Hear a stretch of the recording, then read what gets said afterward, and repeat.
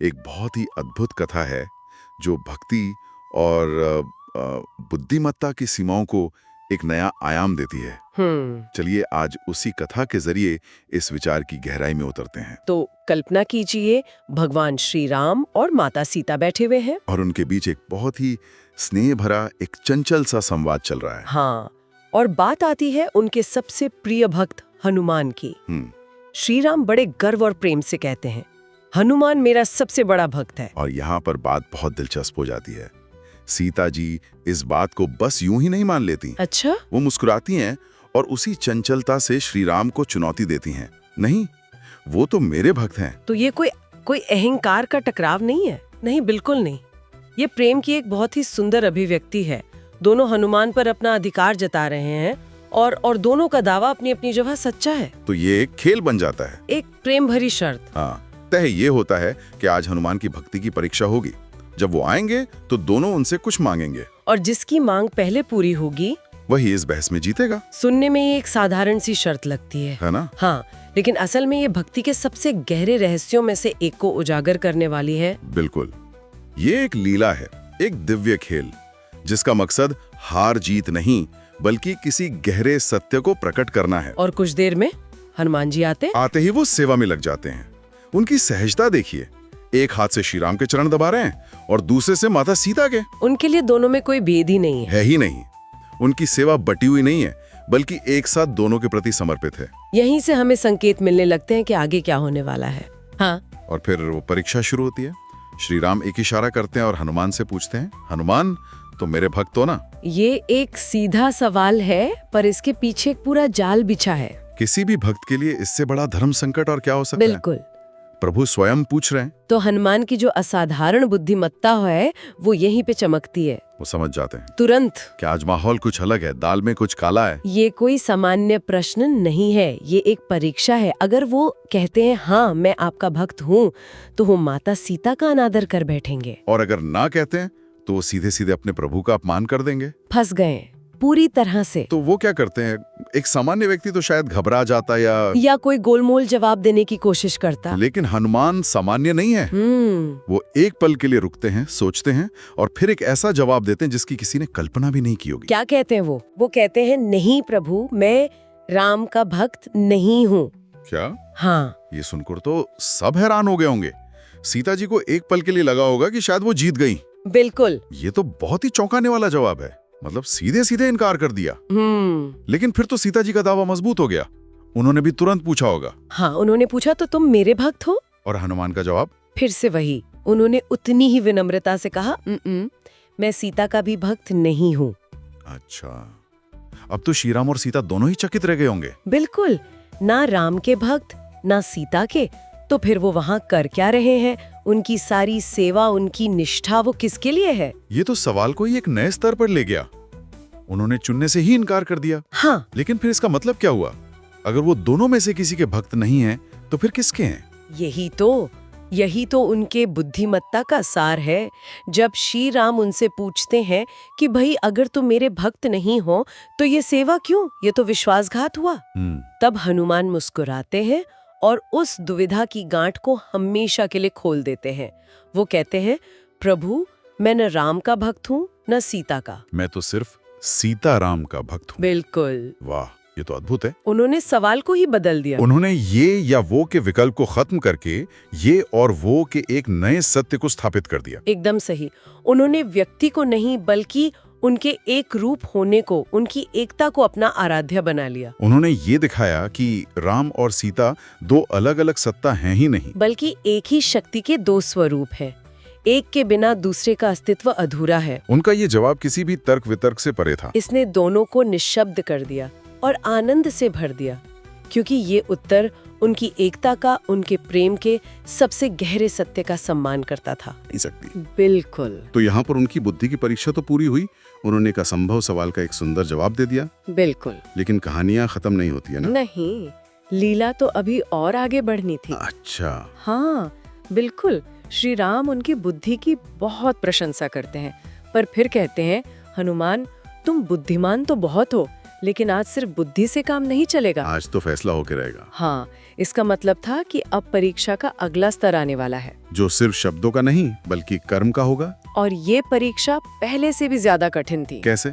सीता जी कहती हैं, हनुमान बहुत प्यास लगी है, शीघ्र जल ले आओ। और हनुमान तुरंत आज्ञा मानकर उठते हैं, अभी लाया माता। और जैसे ही वो जाने के लिए मुड़ते हैं, श्री राम उन्हें रोक लेते हैं। रोक लेते हैं? हाँ, वो कहते हैं, हनुमान रुको, बड़ी गर्मी लग रही है, जल्दी पंखा झलो, नहीं तो मैं मूर्छित हो जाऊंगा। अरे अब सोचिए हनुमान की स्थिति, ये एक ऐसा धर्म संकट है जिसकी कोई काट नहीं है।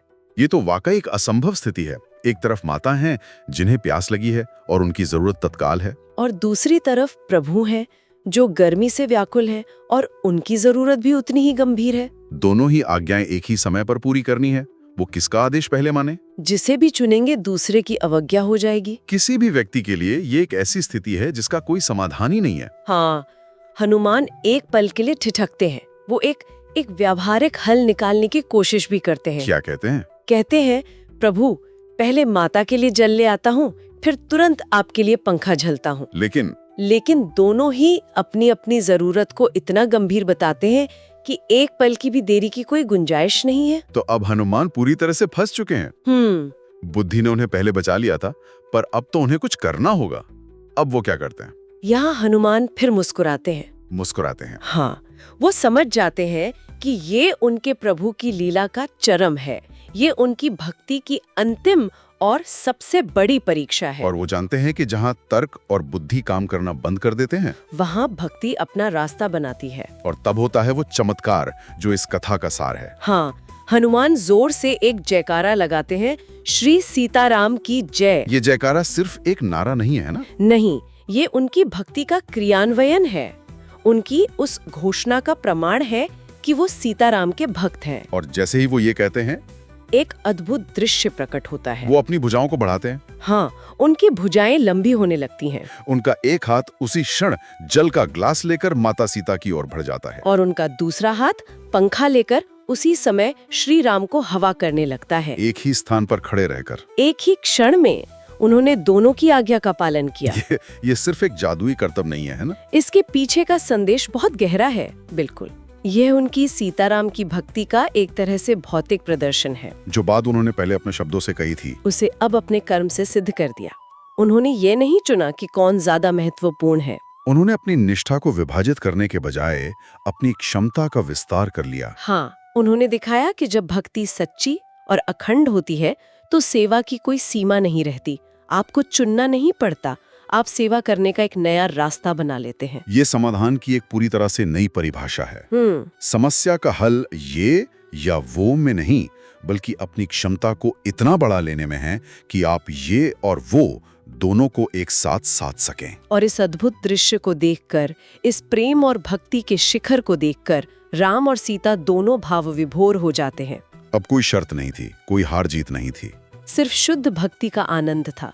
सीता जी उन्हें आशीर्वाद देती हैं, बेटा तुम अजर अमर रहो। और श्री राम उन्हें उठकर गले से लगा लेते हैं। परीक्षा समाप्त होती है और हनुमान की भक्ति की श्रेष्ठता सिद्ध हो जाती है। वो भक्ति जो किसी एक में नहीं बल्कि दोनों की एकता में बसती है। ये कथा आज भी उतनी प्रासंगिक है। बिल्कुल, यह हमें भक्ति और निष्ठा के बारे में बहुत कुछ सिखाती है। ये सिर्फ किसी के प्रति समर्पण नहीं है, बल्कि उस जुड़ाव की समग्रता को, उसकी एकता को समझना है। सही कहा। और यह हमें अपने जीवन में झांकने पर मजबूर करती है। हम सब अपनी अपनी जिंदगी में हनुमान जैसी स्थितियों का सामना करते हैं। शायद उतने नाटकीय ढंग से नहीं, लेकिन सार तो वही होता है। सार वही है, काम पर एक जरूरी डेडलाइन है और उसी समय घर पर बच्चे को आपकी जरूरत है। आप क्या चुनेंगे? आपके दोस्त सबसे अच्छे दोस्त हैं और दोनों को एक ही समय पर आपकी मदद चाहिए। आप कहाँ जाएंगे? हम अक्सर इन स्थितियों में तनाव में आ जाते हैं। हमें लगता है कि हम किसी एक को निराश करने ही वाले हैं, और हम अब वो ऊर्जा और समय को विभाजित करने की कोशिश करते हैं और अक्सर दोनों ही जगहों पर अपना 100% नहीं दे पाते।